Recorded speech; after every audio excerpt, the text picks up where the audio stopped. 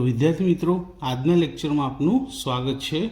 आजनो lecture है धोरण 12 commerce आंकड़ाशास्त्र भाग 1 जेना चैप्टर नंबर 1 सूचक आंकनो, जेमा सूचक आंकनी अंदर मैं आगळना विडियोनो स्वाध्याय 1.1 पूरुं करी दीधेल छे अने गया एटले के आनी आगळना लेक्चरनी अंदर मैं स्वाध्याय 1.2 नो पहलो बीजो दाखलो शीखवाड्यो हतो अने साथे साथे सूत्रों पण शीखवाड्या हता।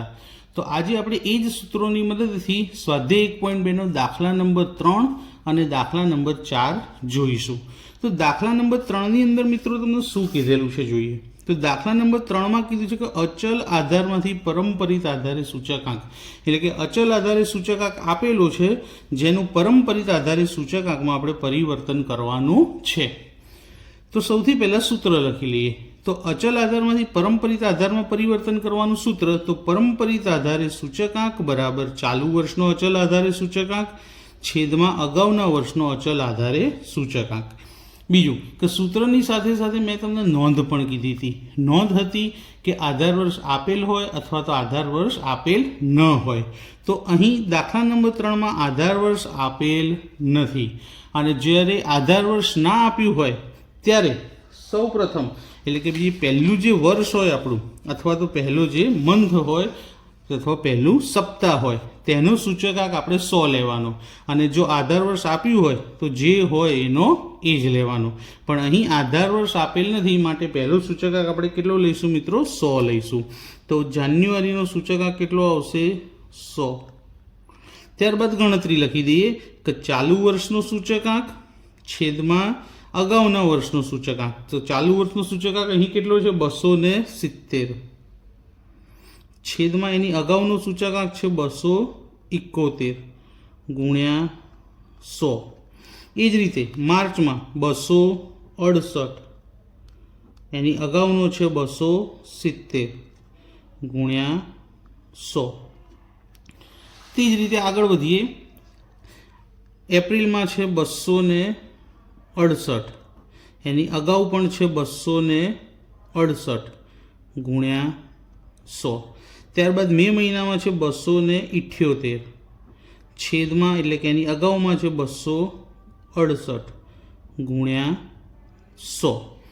जून नी अंदर 283 एनी अगाऊनो छे 278 गुण्या 100।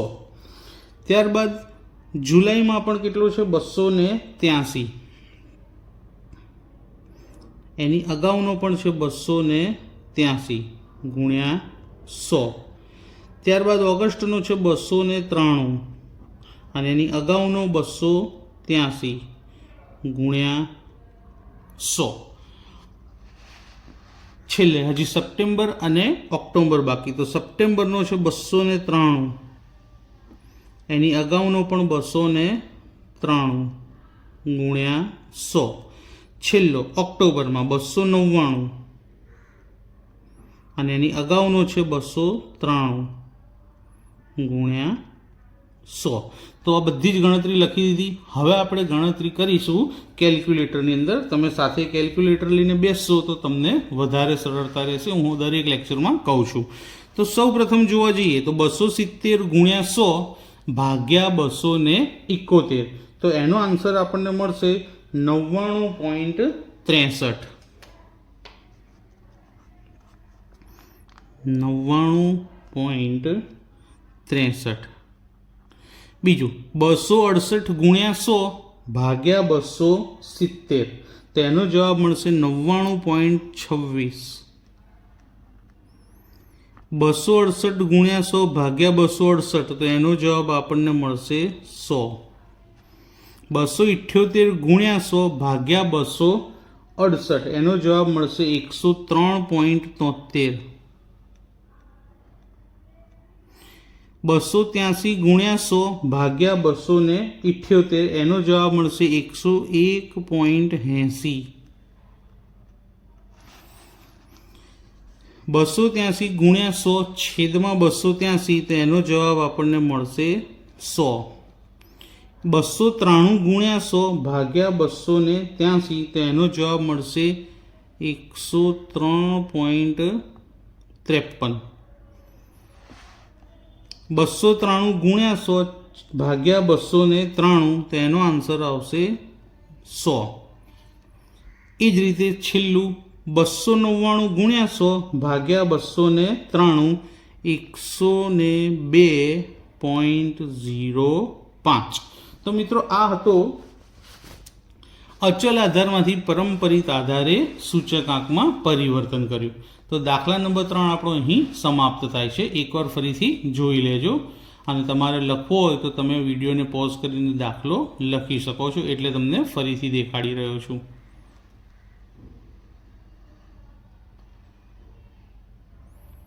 ઓકે, હવે આપણે જોઈએ દાખલા નંબર 4.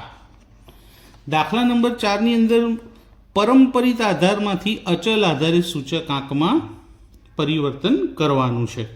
તો પહેલાં તો અચલ આધારના સૂચકાંકનું સૂત્ર લખી લઈએ કે પરંપરિતમાંથી અચલમાં પરિવર્તન કરવા કયું સૂત્ર વપરાશે?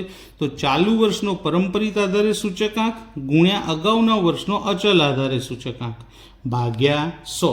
આ સૂત્ર બધા કરતાં અલગ છે, મેં તમને કીધેલું છે. તો અહીં નોંધની અંદર શું લખવાનું છે તમારે સૌથી પહેલાં તો એ જણાવી દઈએ. તો એકવાર સૂત્ર દેખાડી દઉં કે નોંધ, પ્રથમ વર્ષનો જે સૂચકાંક હોય તેને જ અચલ આધારના સૂચકાંક તરીકે ગણી લેવાનો. જવાબ પહેલો બદલાશે નહીં. તો જ્યારે પણ પરંપરિતમાંથી અચલમાં ફેરવીએ ત્યારે પહેલો જવાબ એનો એ જ રહેશે. તો અહીં આપણો પ્રથમ આન્સર છે 110, તો અહીંયા પણ કેટલો જવાબ આવશે? 110. હવે ચાલુ વર્ષનો પરંપરિત 112 ગુણ્યા અગાઉનો વર્ષનો અચલ આધાર 110 ભાગ્યા 100.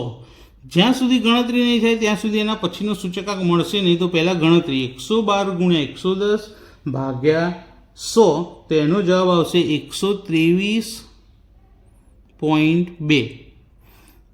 ચાલુ વર્ષનો પરંપરિત 109, અગાઉના વર્ષનો અચલ આધાર 123.2 ભાગ્યા 100. ગણનયંત્રમાં કેલ્ક્યુલેટરમાં ગણતરી કરશો તો આનો જવાબ મળશે 134.29.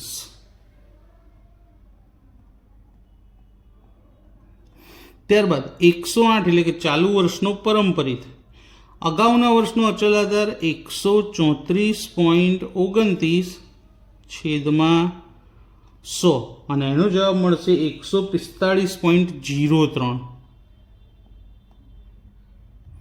ત્યારબાદ ચાલુ વર્ષનો પરંપરિત 105, અગાઉનો અચલ આધાર 145.03 ભાગ્યા 100, અને આનો આન્સર આપણને મળશે 152.28. એ જ રીતે છેલ્લો ચાલુ વર્ષનો પરંપરિત 111 ગુણ્યા અગાઉનો અચલ આધાર 152.28 છેદમાં 100. તો ગુણાકાર અને પછી એને 100 વડે ભાગતા જવાબ મળશે 169.03. તો અહીં જ્યાં સુધી જવાબ મળશે ત્યાં સુધી એના પછીનો સૂચકાંક નહીં મળે. આગળના દાખલામાં કેવું હતું, બધું એક સાથે લખીને ગણતરી કરી હતી. અહીંયા એવું થાય નહીં. જ્યાં સુધી એક સૂચકાંક ના મળે ત્યાં સુધી બીજો ના મળે, બીજો ના મળે ત્યાં સુધી ત્રીજો ના મળે, ત્રીજાનો જવાબ ના મળે ત્યાં સુધી ચોથાનો ના મળે. એટલે અહીંયા ગણતરી કરતા જવું પડે. તો મિત્રો ગઈકાલે જે બે દાખલા શીખવાડ્યા તમને કે અચલમાંથી પરંપરિત ને પરંપરિતમાંથી અચલ, અને સાથે સાથે સૂત્રો પણ, તો આજે પણ મેં એવા બે દાખલા બીજા શીખવાડ્યા કે અચલમાંથી પરંપરિત અને પરંપરિતમાંથી અચલ. અને અહીંયા આગળ આપણું સ્વાધ્યાય 1.2 પૂરું થાય છે. તો મિત્રો વિડીયો કેવો લાગ્યો મને કોમેન્ટ કરી જરૂરથી જણાવજો. તમારે કોઈ ક્વેરી હોય તો મને કોમેન્ટમાં જણાવશો, તો હું એનું સોલ્યુશન લાવીને તમને આપીશ. તમે મારો કોન્ટેક્ટ પણ કરી શકો છો, અને તમારા ફ્રેન્ડ્સ અને ક્લાસમેટને આ વિડીયો શેર કરજો, જેથી કરીને ચેનલ આગળ વધે અને મને સપોર્ટ મળે. Thank you.